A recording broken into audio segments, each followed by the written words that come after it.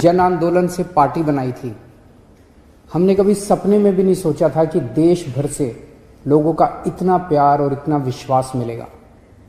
इन 8 सालों में आपकी पार्टी ने दिल्ली में 3 बार सरकार बनाई है और पंजाब में मुख्य विपक्ष के रूप में उभर के आई है। लेकिन आज मैं एक बहुत महत्वपूर्ण ऐलान करने जा रहा हूं।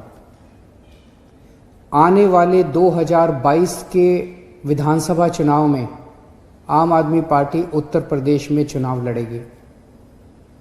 दिल्ली में यूपी के बहुत भाई बहन रहते हैं।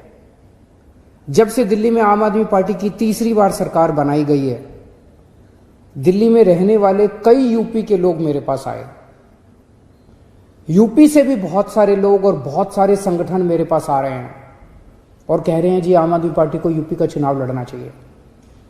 जो सुविधाएं आपने दिल्ली में दी हैं वो यूपी में रहने वाले हमारे परिवारों को भी मिलनी चाहिए। मैंने उनसे पूछा कि हमारी छोटी सी पार्टी ये कैसे करेगी, तो उन्होंने कहा जी यूपी की जनता अब इन पुरानी पार्टियों से बिल्कुल त्रस्त हो चुकी है। यूपी के लोग ही आगे आएंगे, आम आदमी पार्टी के साथ जुड़ेंगे और यूपी को अपनी जागीर समझने वाले इन बड़े बड़े नेताओं को हराएंगे। यूपी में हर पार्टी की सरकार आई, लेकिन अपने घर भरने के सिवा किसी ने यूपी के लिए कुछ नहीं किया। आज छोटी छोटी सुविधाओं के लिए यूपी के लोगों को दिल्ली क्यों आना पड़ता है?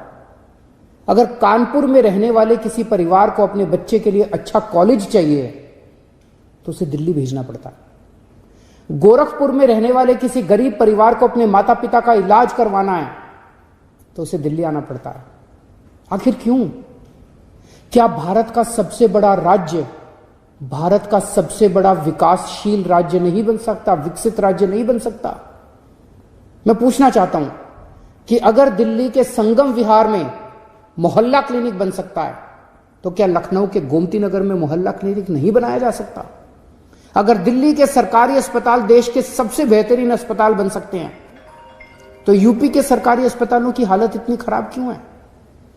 अगर दिल्ली के लोगों को 24 घंटे बिजली मिल सकती है तो यूपी के लोग इतने लंबे लंबे पावर कट क्यों बर्दाश्त करें? अगर दिल्ली के लोगों को मुफ्त बिजली मिल सकती है तो यूपी में लोगों को मुफ्त बिजली क्यों नहीं मिलनी चाहिए? यूपी के लोगों के इतने ज्यादा बिल क्यों आ रहे हैं? अगर दिल्ली के सरकारी स्कूलों में बच्चों को प्राइवेट स्कूलों जैसी सुविधाएं मिल सकती हैं तो यूपी के सरकारी स्कूल इतने बदहाल क्यों हैं? अगर दिल्ली में महिलाओं की सुरक्षा के लिए हर मोहल्ले में सीसीटीवी कैमरे लगाए जा सकते हैं तो यूपी में हर दिन हमारी बहनों के साथ दुष्कर्म क्यों होते हैं? यूपी में हमारी बहनों की सुरक्षा सुनिश्चित क्यों नहीं की जा सकती? आज उत्तर प्रदेश को प्रगति की राह पर चलने से कौन रोक रहा है? यूपी की गंदी राजनीति और भ्रष्ट नेता। यूपी के लोगों ने हर पार्टी के लोगों पर विश्वास करके उन्हें मौका दिया, पर उन पार्टियों ने लोगों की पीठ में छुरा घोंपाया। सरकारें आई, सरकारें गई, मगर हर सरकार ने पिछली सरकार का भ्रष्टाचार का रिकॉर्ड तोड़ दिया। यूपी के लोगों को आखिर में क्या मिला? कुछ लोग पूछेंगे कि उत्तर प्रदेश में इतनी सारी पार्टियां हैं, आम आदमी पार्टी अलग से क्या लेके आएगी? आज यूपी की राजनीति में एक ही चीज की कमी है, सही और साफ नीयत की, और वो केवल आम आदमी पार्टी के पास है। इसी साफ नीयत से हमने दिल्ली बदल के दिखाई है। दिल्ली में हमने साबित कर दिया कि सरकारों में पैसे की कमी नहीं होती, नीयत की कमी होती है।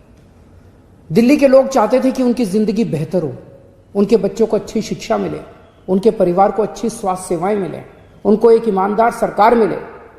इसीलिए दिल्ली के लोगों ने लगातार 3 बार दिल्ली में आम आदमी पार्टी को चुना। ऐसा इसलिए हुआ क्योंकि दिल्ली में लोगों को पहली बार काम होते हुए दिखा और उन्हें एक ईमानदार सरकार मिली जो उनके लिए, उनके साथ मिलकर काम करती है। आज हर यूपी निवासी एक ईमानदार और साफ नीयत वाली सरकार चाहता है जो केवल आम आदमी पार्टी दे सकती है। इसलिए आम आदमी पार्टी 2022 के उत्तर प्रदेश विधानसभा चुनाव लड़ेगी। दिल्ली के लोगों ने आम आदमी पार्टी को एक मौका दिया था।